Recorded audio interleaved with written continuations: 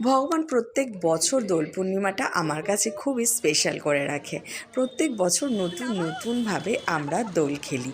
যেরকম আজকে পড়েছিল চন্দ্রগ্রহণ, তাই সকালবেলা উঠেই আমি বানিয়ে নিয়েছিলাম ডালিয়ার খিচুড়ি।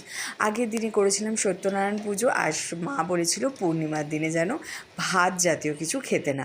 তো সেই জন্যই আজকে সকাল সকাল উঠেই আমি ডালিয়ার খিচুড়ি বানিয়েছিলাম। সাথে যত রকমের বাড়িতে সবজি ছিল, কুমড়ো থেকে, আলু থেকে আর গাজর থেকে সমস্ত রকমের সবজি দিয়ে দিয়েছিলাম। আর এখানে দেখো এই নতুন গেঞ্জিগুলো এবছর স্পেশাল কিনেছিলাম। এটা আমার কাছে যে কী মজার লেগেছে। এই বছর প্রথম আমি এই টি শার্টগুলো কিনেছিলাম, তাই প্রিয়ঙ্কর আর আমি টি শার্টগুলো পরে অনেক ভিডিও করে নিয়েছিলাম। আর তারপরেই ভালো করে হাতে ক্রিম মেখে নিয়েছিলাম আর মাথায় চুপচুপে করে তেল মেখে নিয়েছিলাম। আর হোলি খেলতে যাব, কিন্তু আমাদের কাছে আবিরই কেনা ছিল না, আবির কেনার সময় হয়নি, তাই আবির কিনতে গিয়ে আমি এইটা কিনে নিয়েছিলাম। আর এবারে দোল খেলা শুরু করেছিলাম একদম আমাদের বাজার থেকে। বাজারের সবাইকে রং মাখাতে মাখাতে তারপরে চলে গেছিলাম বাবা মায়ের কাছে। প্রত্যেক বছরই দোল পূর্ণিমা আমার কাছে ভীষণ স্পেশাল থাকে। কিছু জিনিস একই থাকে, যেরকম শুরুটা করি বাবা মাকে দিয়ে, বাবা মায়ের পায়ের আবির দিয়ে, আর তারপরে সবাইয়ের সাথে এই ফ্ল্যাটের সবাইয়ের সাথে দোল খেলেই আমাদের দোল খেলাটা সম্পূর্ণ হয়। তারপরে আমরা আমাদের বন্ধুদের সাথে দোল খেলি, তারপর পাড়ার সবার সাথে দোল খেলি।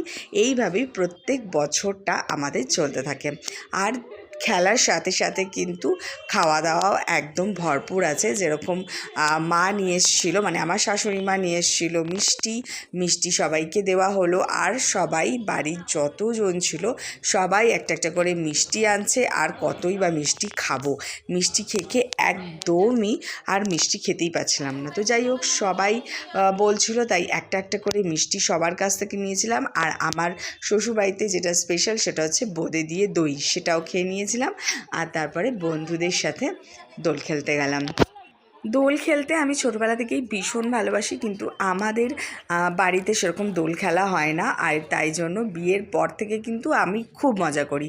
আমরা সবাই মিলে দোল খেলি। দেখো এখানে পাশের একটা বিল্ডিংয়েও সবাই দোল খেলছিল। অনেককেই চিনি না, কিন্তু সবাইয়ের সাথে গিয়ে খুব মজা করেছি।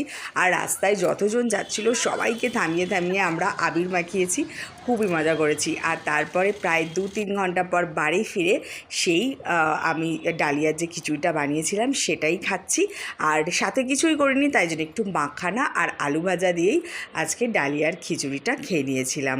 যেহেতু চন্দ্রগ্রহণ ছিল, সেহেতু একদম 3:20-র মধ্যেই আমরা খাওয়া কমপ্লিট করে নিয়েছিলাম।